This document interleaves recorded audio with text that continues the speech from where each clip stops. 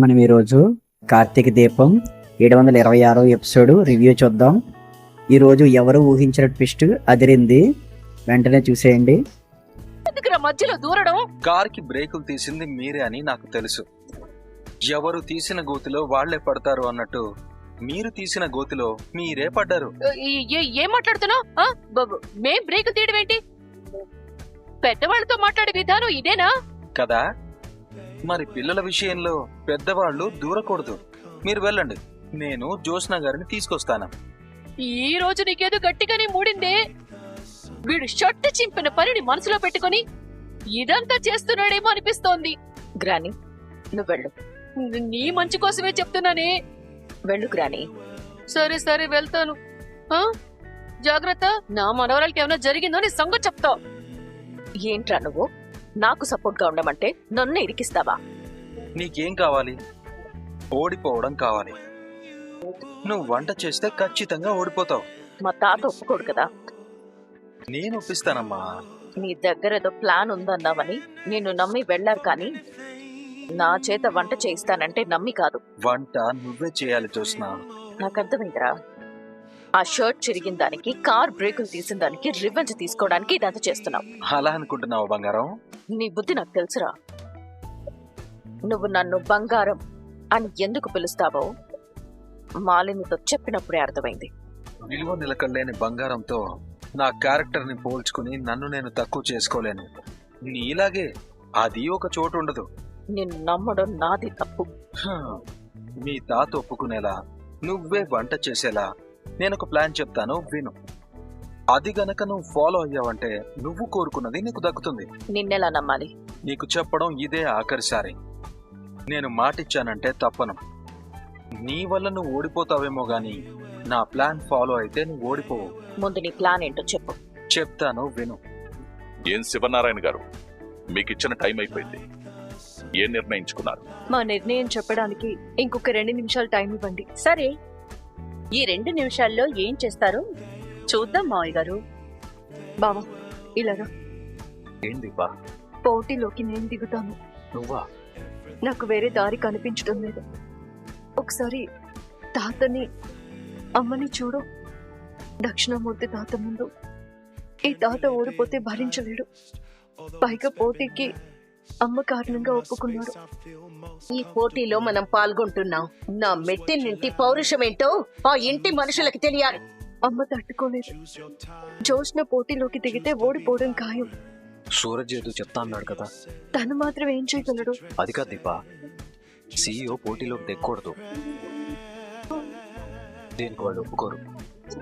అదేంటి? ఇలాంటి క్లాజ్ ఉంది కాబట్టి సూరజ్ నిన్ను వంట చేయమని అడగలేడు. పైగా నువ్వు ప్రెగ్నెంట్. ఆ ప్రెషర్ నువ్వు తట్టుకోలేవు.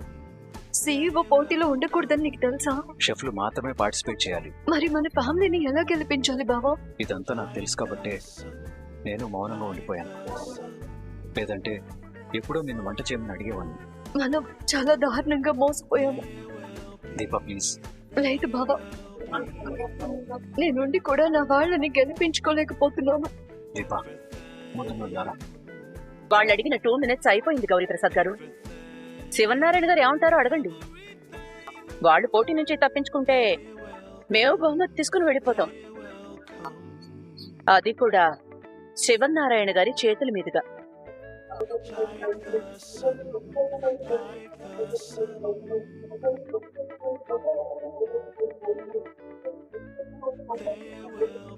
మరి అంత ఆలోచించకండి మాలిని గారు. మేము పోటీలోకి దిగుతున్నాం. మంచిది. మీ షెఫ్ ఎక్కడున్నారో రమ్మనండి. ఇక్కడే ఉంది. ఎక్కడా? ఇదిగో ఇక్కడ. దీప? అవును, దీపే. CEO దీపే మా షెఫ్. నేను చక్కెర పొంగలి ఇష్టంగా తింటాను, కానీ ఈ టేస్ట్ చాలా కొత్తగా ఉంది. నువ్వు వంటలు బాగా చేస్తావు అనుకుంటాను. చేస్తానండి. వంటలు బాగా వచ్చిందని చెప్పింది కదా. తను వంట చేసిందంటే గెలిచే అవకాశం ఉంది. ఎలాగైనా ఆపాలి. నువ్వు CEO కదా. తనెలా వంట చేస్తుంది? చేత్తోనే. నీ పిల్ల చేష్టలు నా దగ్గర చూపించుకో. తను కంపెనీ CEO. తను వంట చేయడానికి వీల్లేదు. వంట నేను చేస్తాను. నువ్వు చేస్తావా? అవును. మరిందాక తను చేస్తుందని చెప్పావు. దీప నాకు సాయంగా ఉంటుంది. మీ తాత ఒప్పుకునేలా నువ్వే వంట చేసేలా నేను ఒక ప్లాన్ చెప్తాను విను. వంటల్లో నీకు సపోర్ట్గా దీపా గారిని ఉండమని చెప్పాలి. దీపా గారు నీతో ఉంటే నువ్వు ఓడిపోయిన చెడ్డ పేరు నీకు రాదు, దీపా గారి మీదకి వెళ్ళిపోతుంది. అందుకు దీపా గారిని నువ్వే ఒప్పించాలి. మరదలేంటి కొత్త డ్రామా స్టార్ట్ చేసింది? ఈ సలహా సూరజ్ ఇచ్చుంటాడు. మా రెస్టారెంట్ లో ఒకప్పుడు దీప కూడా షెఫ్ గా పనిచేసింది. ఎప్పుడు? సత్యరాజ్ రెస్టారెంట్ లో. మరదలు గట్టి పాయింటే పట్టుకుంది. తను సీఈఓ అయిన రెస్టారెంట్ లో ఏ వంటకాలు చెయ్యాలనేది తనే చెప్తుంది. సో తను సీఈఓ మాత్రమే కాదు, మంచి షెఫ్ కూడా. మేమిద్దరం కలిసే వంటలు చేస్తాం. దీనికి మీరు ఒప్పుకోనంటారా? ఈ పోటీని క్యాన్సిల్ చేయండి. ఒప్పుకుంటే సరే అనండి. మేము ఎవరికి భయపడడం లేదు. 5వ తరగతి చదువుకున్న దీప కల్నరీ ఆర్ట్లో డిగ్రీ తీసుకున్న చెఫ్ తో పోటీ పడతాను అంటే నాకు ఆశ్చర్యంగానే ఉంది. పైగా నువ్వు కూడా చేస్తానంటున్నావు. కాకపోతే కడుపుతో ఉన్న మనిషిని పోటీల్లోకి దింపడం న్యాయం కాదు. అందుకే దీప లేకుండా జ్యోత్స్న మాత్రమే పోటీకి దిగాలి. అలా అయితేనే పోటీకి నేను ఒప్పుకుంటాను. లేదంటే మేమే గెలిచినట్టు మీరు ఒప్పుకోండి. ముందుగా మీకు నా కృతజ్ఞతలు. ఎందుకంటే గర్భవతి అయిన ఒక ఆడదాని మానసిక స్థితిగతులు ఎలా ఉంటాయో అర్థం చేసుకొని నా యోగక్షేమాల గురించి ఆలోచించినందుకు.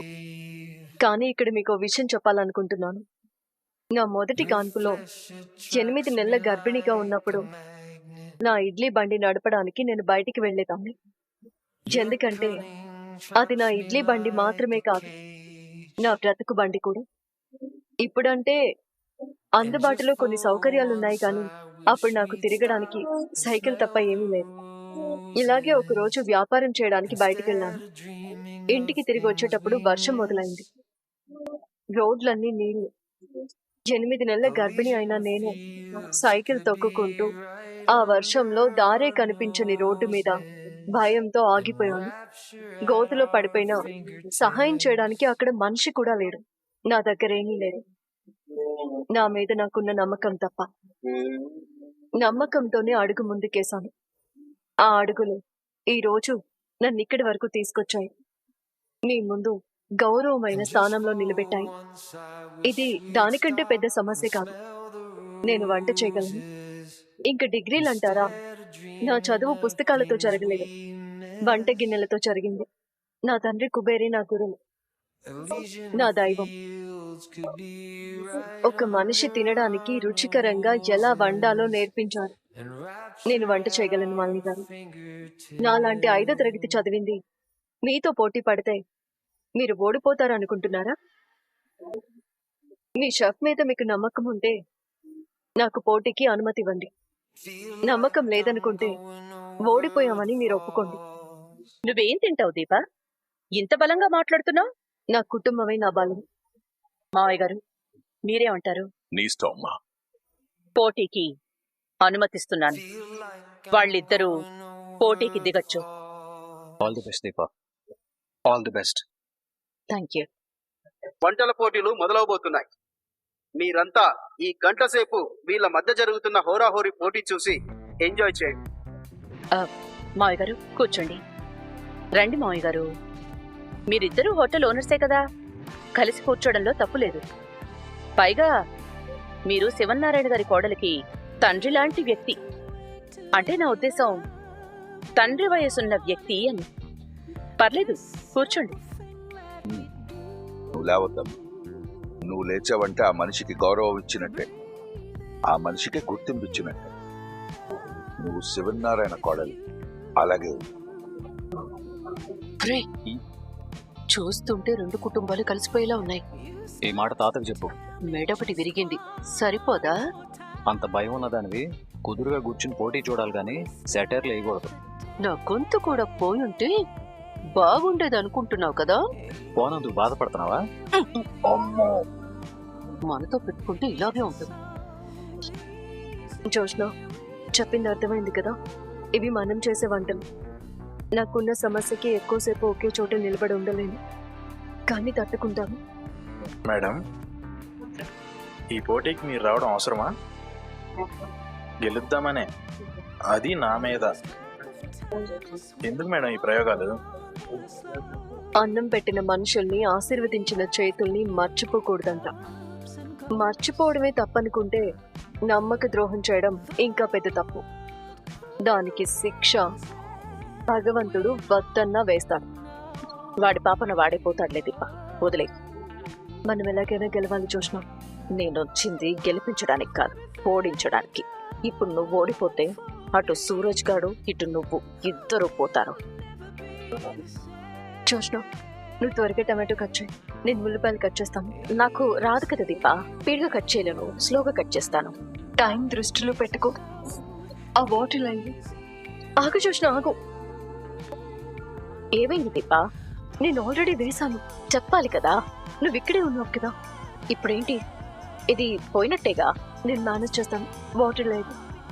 నీ దగ్గర అన్నిటికీ చిట్కాలుంటాయే, కానీ ఏదొకటి చేసి వంటలు నాశనం చేస్తాను. బ్రదరు, అక్కడేదో తేడా జరుగుతున్నట్టుంది. అంతా అనుకున్నట్టే అవుతుంది బ్రదర్. వీడేమంటున్నాడు? అదెందుకు దీపని తగిలించుకుందో నాకేం అర్థం కావడం లేదు. ఈ సూరజ్ గడు, కార్తీక్ గడు కలిసి ఏదో చేస్తున్నారు. అబ్బా,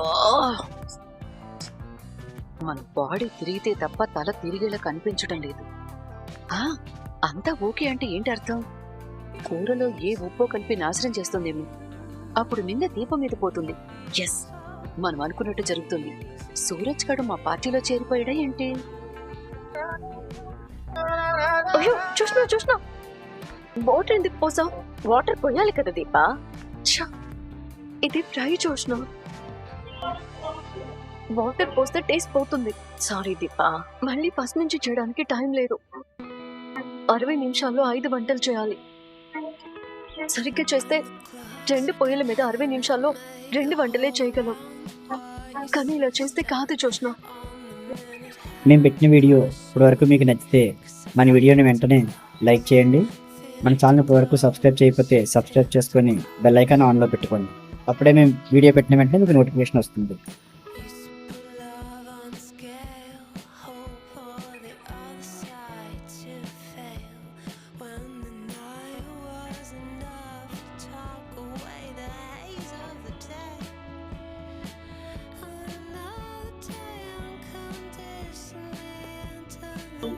కార్తీక్, ఏంటత? దీప్ ఏదో ఇబ్బంది పడుతున్నట్టుగా ఉంది, వెళ్ళి చూడు. మనం ఎవరూ వెళ్ళకూడదత. కర్రీ గురించే వాళ్ళిద్దరూ డిస్కస్ చేసుకుంటున్నట్టున్నారు. ఏం పర్లేదు లేత. జ్యోత్స్న ఏం చేయాలో అదే చేస్తుందిరా మనవడా. అమ్మా, వేరే చేయి దీప. ఈ పోటీలో మనం గెలవడం ఎంత ముఖ్యమో నీకు తెలుసు కదా. నిన్ను పోటీలోకి వచ్చేలా చేసింది నేనే. అందుకు నీకు థ్యాంక్స్ చెప్తాను. కానీ మన మధ్య ఈ దూరాలు ఈ క్షణం ఉండొచ్చు. కలిసి ఒకటిగా చేస్తేనే గెలుస్తాము. సాయం చేస్తున్నాను కదా. ఈ స్పీడ్ సరిపోదు చూసిన. ఈ ఫ్రైని నేను కర్రీగా మార్చి ఏదో ఒకటి చేస్తాను. కానీ చివర్లో నువ్వు మళ్ళీ ఏదో ఒకటి చేస్తే నా మీద నమ్మకం లేదా? నిన్ను తయారు చేయమన్నా అల్లం వెల్లుల్లి పేస్ట్ లైవ్. అల్లం ముట్టుకుంటే చేతులు మండుతాయని చేయలేదు. దంచమనట్లేదు కదా. దంచిన అల్లం ముట్టుకుంటే గోళ్ళు మండుతాయి. ఇక్కడ ఏం జరుగుతుందో తెలుసా? ఇది పోటీ కాదు, మన కుటుంబానికి, మాలిని గారి కుటుంబానికి జరుగుతున్న యుద్ధం. నేను అసలు కూతురునా, నువ్వు అసలు కూతురువా అనే విషయం కాదు ఇక్కడ. అమ్మా, నేను మళ్ళీ చేస్తాను. అక్కడేదో సీరియస్ డిస్కషన్ జరుగుతున్నట్టుంది. పోటీకి దిగేటప్పుడు మాలిని గారు ఏమన్నారో గుర్తుంది కదా. శివనారాయణ గారి మనవరాల్ని పోటీకి దించుతున్నాను అని అన్నారు. అంటే మనిద్దరికి ఇక్కడ ఒకేలాంటి గుర్తింపు ఉంది. కానీ గెలిస్తే ఇద్దరికి ఒకేలాంటి గుర్తింపు ఉండదు. శివనారాయణ గారి మనవరాలు శివనారాయణ గారిని గెలిపించింది అంటారు. తాతయ్య గారి దృష్టిలో నువ్వెందుకు పనికి రాకుండా ఉన్నావని నాకు అసిస్టెంట్ని చేశారు. అదే నువ్వు తాతని గెలిపిస్తే నీ గురించి ఆలోచిస్తాడు కదా. మనలో మనకి వంట గొడవలు ఉండొచ్చు చూసిన. వంట వాళ్ళు వస్తే మనమంతా ఒకటే. ఒక్కసారి గెలిచి చూడు, నిన్నందరూ ఎంత గొప్పగా చూస్తారో నీకు అర్థమవుతుంది. నిజాయితీగా పోటీలో గెలవడం చేత కాదు, నిజాలు మాట్లాడడం చేత కాదు, చివరికి అసిస్టెంట్ గా పనిచేయడానికి కూడా చేత కాదు. ఎవరి ముందో ఓడిపోయి మన కుటుంబం తల వంచుకునే పనులు చేయొద్దు చూసినా. ఇక్కడి నుంచి మనం ఆ బహుమతి తీసుకుని వెళ్ళాలి. మనకి ఏమైనా ఉంటే తర్వాత చూసుకుందాం. ఈ పోటీలో మనం గెలవడం కష్టమే, కానీ ఆ కష్టాన్ని కూడా మన కష్టంతో గెలుద్దాం. చేయి కలుపు చూసినా. నాకు నీ సహాయం కావాలి, నీకు నా సహాయం కావాలి. కలిసి పోరాడదాం, కలిసి గెలుద్దాం. చేయి కలుపు చూసినా. Last 30 minutes. టైం లేదు. చేయి కలుపు చూసినా. ఈ గెలుపు నాకంటే నీకే ఎక్కువ గుర్తింపు తీసుకొస్తుంది. ఈ రోజు ఎపిసోడ్ ఎలా ఉందో మన కామెంట్ సెక్షన్లో తెలియజేయండి. మన వీడియోని లైక్ చేయండి. ఇప్పటివరకు మన ఛానల్ సబ్స్క్రైబ్ చేయకపోతే వెంటనే సబ్స్క్రైబ్ చేసుకొని బెల్ ఐకాన్ ఆన్లో పెట్టుకోండి. అప్పుడే మేము వీడియో పెట్టిన వెంటనే మీకు నోటిఫికేషన్ వస్తుంది.